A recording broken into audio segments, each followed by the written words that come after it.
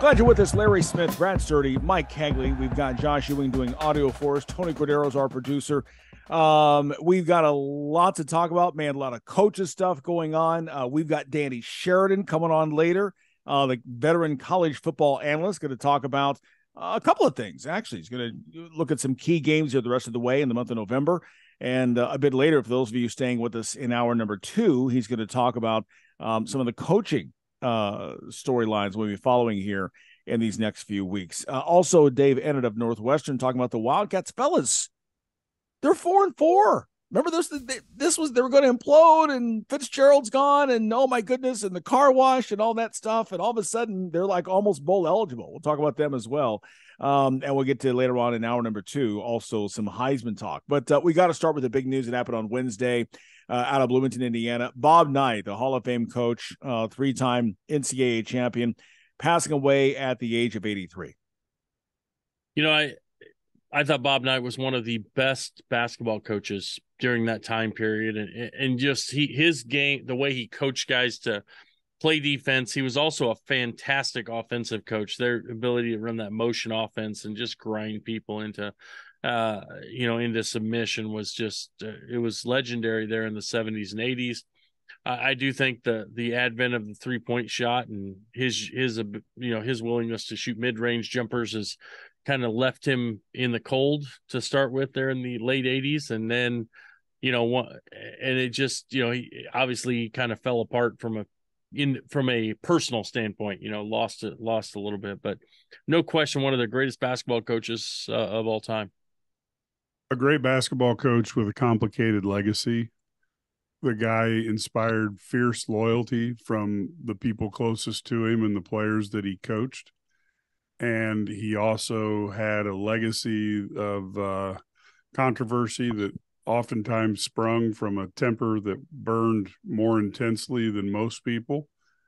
And he had a hard time controlling it. But like a lot of human beings, no one's perfect. And he struggled, being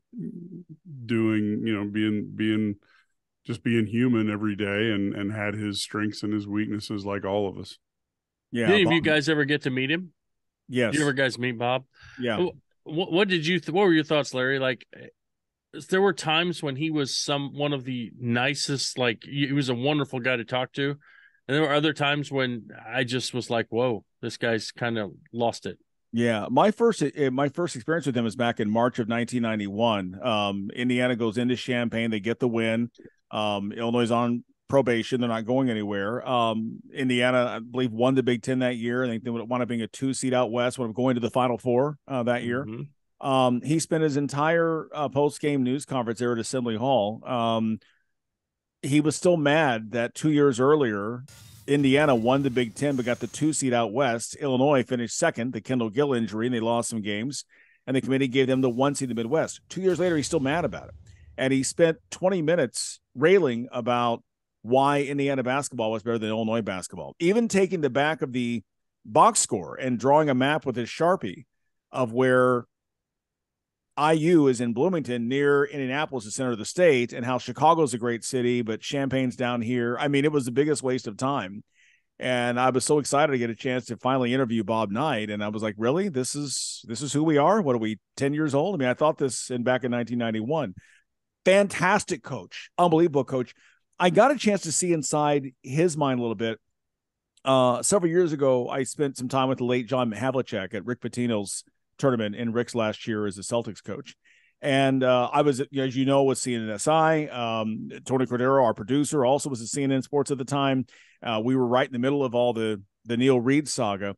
And Havlicek began to ask me about that, about CNNSI and how we broke the story. And he said, Bob Knight was somebody who I'd read where he did something crazy, and I'd call him and ask him, man, what were you thinking? And he said, well, they just ticked me off, but he used some different words. That's just, he said he never had a filter. But here's the other part of that. To your point, Brad, he was somebody that had a softer side that few people didn't see. Mm-hmm. When all this went down with the Neil Reed thing and the IU president comes down and lays the hammer on the first time, Knight was in the middle of raising $5 million for one of the arts programs at IU.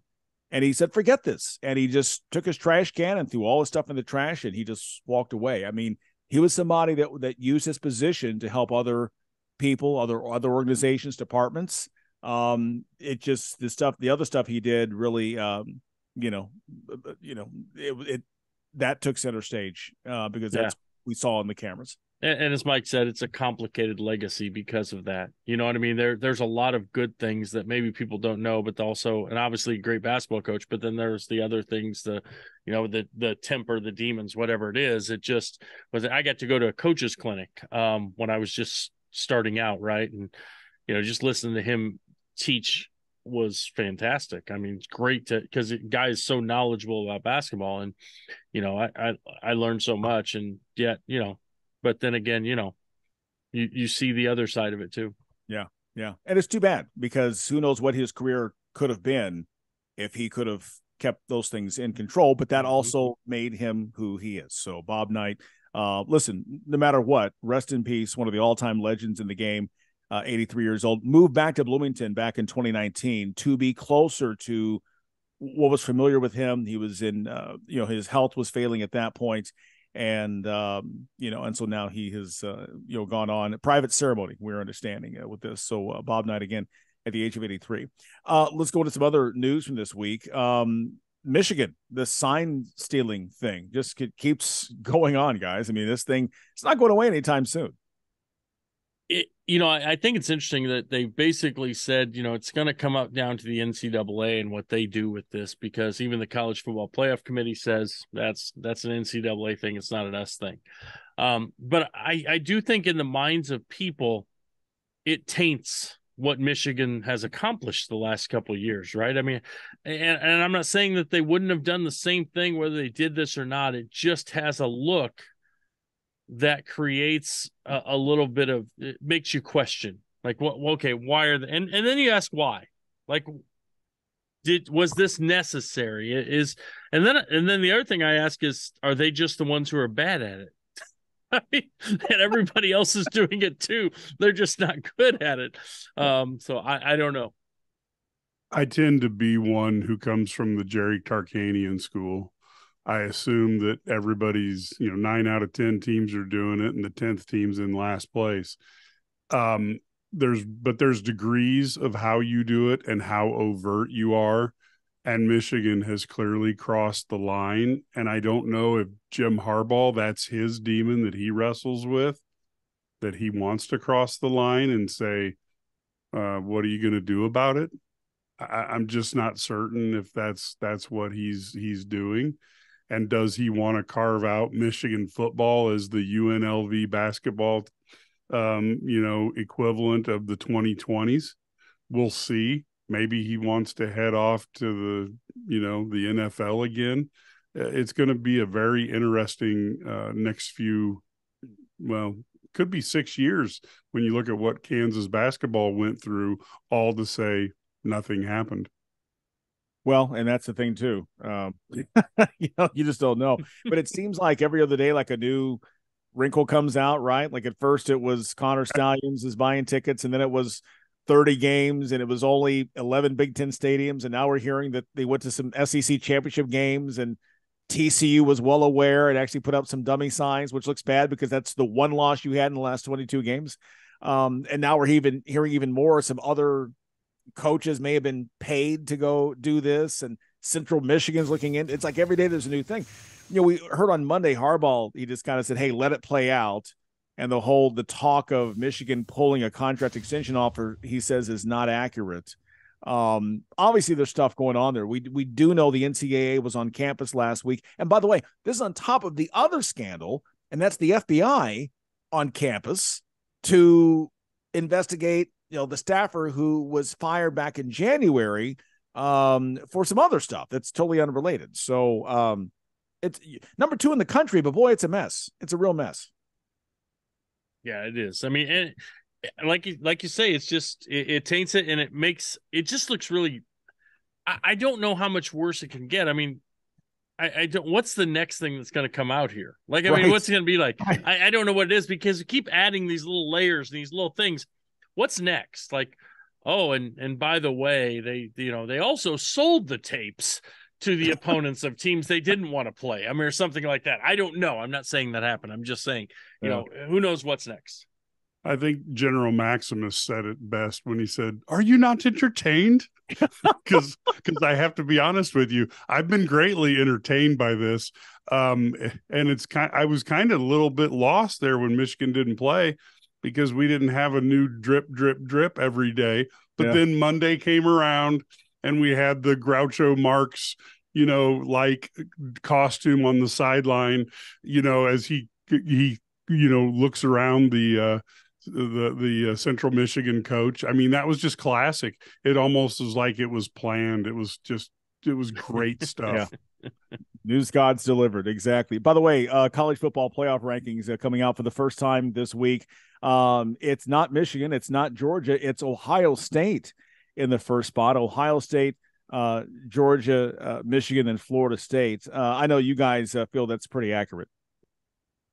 Yeah, I think so. Just because based on what they've done so far. I mean, I don't know who it's too early to say who the best team is, but I think Ohio State's done the most. And Georgia's won like 1,000 games in a row. So you put those two things together and that's where they deserve to be at the top. Yeah, they're the top, although I still have a hard time understanding how the two-time champs who are undefeated somehow end up behind anybody. And I realize you're judging just this year, but gosh darn, you got to take it away from the titleist, and Georgia hasn't shown enough weakness for me to put somebody ahead of them. Yeah, but I like Ohio State because they've got 2 wins over teams that were in the top 10 at the time, at Notre Dame, at home against Penn State. Schedule-wise, it comes out, I believe ESPN looked at Georgia's schedule as like only 100th best, and Michigan like 110 or something. So I'm happy that the schedule stuff came into play in this. But again, more games to come. But Notre Dame can't count to 11. Well, they can't. But I'm bummed. Thank you. 2-drink minimum. By the way, not as funny is the future of Brian Ferentz, the guy who, speaking of can't count and can't get his team into the end zone. Over time, he now is out. Now it's an odd situation in Iowa because of nepotism rules. His dad, the head coach, Kirk Ferentz, is not really his boss. He answers to the athletic director.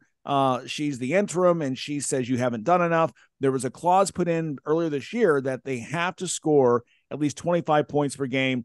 They're scoring under 20 a game, and so as a result, his revolving 2-year contract will not renew next summer.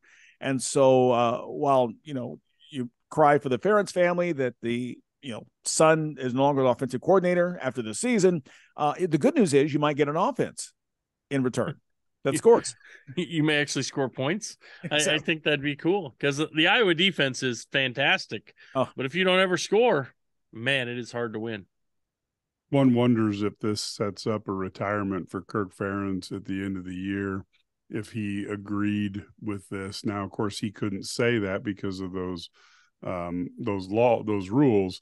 But you know, again, a head coach doesn't have any type of comment or any reference to the OC not being renewed is a little strange. So might they be looking for a head coach at the end of the season as well? Could be. Iowa Northwestern. It's a great segue into our next segment. We're going to talk about these Northwestern Wildcats, 4-4, and all of a sudden, when you look at the Big Ten West, not only are they right there, possibly for a bowl, they could still mathematically win the West Division. What a past couple of months it's been in Evanston. We'll talk with the man who calls their games each and every week, Dave Ennett, that's coming up. And again, a bit later, we've got Danny Sheridan as well. Great to have him back on the show and get his insights as we look at some of the key games coming up in college football the rest of the way. We're just getting started. Big Sports Radio. We've got it all for you next.